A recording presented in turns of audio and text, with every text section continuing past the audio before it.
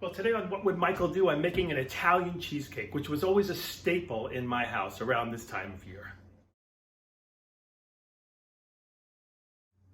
There are about as many versions of this recipe as there are regions in Italy, and I think that's why, because every area has its own version. This is mine. Sadly, my grandmother took her recipe to the grave with her, but from what I remembered and culling from a few different favorite family recipes, I've created my own. Here it is. This recipe calls for 3 pounds of ricotta, strained, 8 eggs, a teaspoon each of lemon zest and orange zest, about 2 teaspoons of a good vanilla, 1/3 of a cup of cornstarch, and 1.5 cups of sugar. My oven is preset to 350. My spring pan is prepared with butter and flour. There is not going to be a crust. This is a crustless Italian cheesecake. That's the way we like it. As you can see, I've wrapped it in some foil because I'm going to place it in some boiling water in a roasting tin. That creates a sort of bain-marie, so it helps cook the cheesecake from the bottom up as well as from the top down. Let's get started. Normally, as a rule, we always start with mixing our dry ingredients and our wet ingredients separately. But since this is not that kind of recipe, I'm going to give my eggs a head start and then add the sugar. To my egg mixture, I'm adding 2 teaspoons of really good vanilla. This is from a little place in West Stockbridge that I love. I understand Martha Stewart goes there too. I'm going to add 1/3 of a cup of cornstarch, my teaspoon of lemon and orange zest, 1 of each, and 1.5 cups of sugar. Let's blend that up.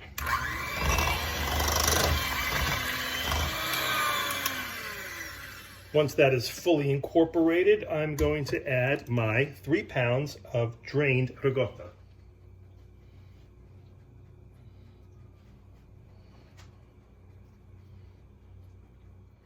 We'll blend that in until it's smooth. That lush goodness is going to get poured right into our prepared spring pan, which of course has the foil wrapped around it. And then I'm going to pour some boiling water right into the roasting pan underneath it. Be sure not to go over the line of the foil. You don't want the water to have anything to do with engaging with the batter of the cheesecake. Now that goes into the oven at 350 for about 1.5 hours until it starts to brown a little on top. There are those who add about 1 teaspoon of anisette or sambuca to the batter just before it goes in, which I love, but this time I'm making a non-alcoholic version. It could also be a little Grand Marnier. You could use an extract, but there's nothing better than pure. Now we clean up while it starts to bake. Well, our 90 minutes are up, and oh, that looks pretty beautiful to me. It didn't brown on top, it doesn't always. Now the trick is we turn off the oven and we let it rest in the oven for another 30 minutes. After ½ hour has passed, we can take that out of the oven and release it from its foil.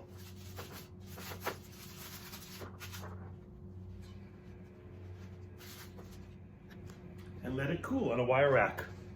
Since I am traveling with this tomorrow, this is as far as I'm going to go today. I'm going to let it cool completely. I'll refrigerate it overnight. I don't know if you can even see this, but I'm adding just the finest little ring of candied lemon and orange rind, which I boiled in some simple syrup so it will firm up and get hard. I wish I could get closer for you, but that would require a cameraman. And since I'm my own cameraman, this is as good as it gets.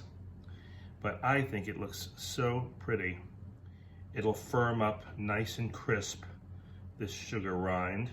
It'll give a perfect little edge, and I'll probably top it with a little confectioner's sugar before I serve it.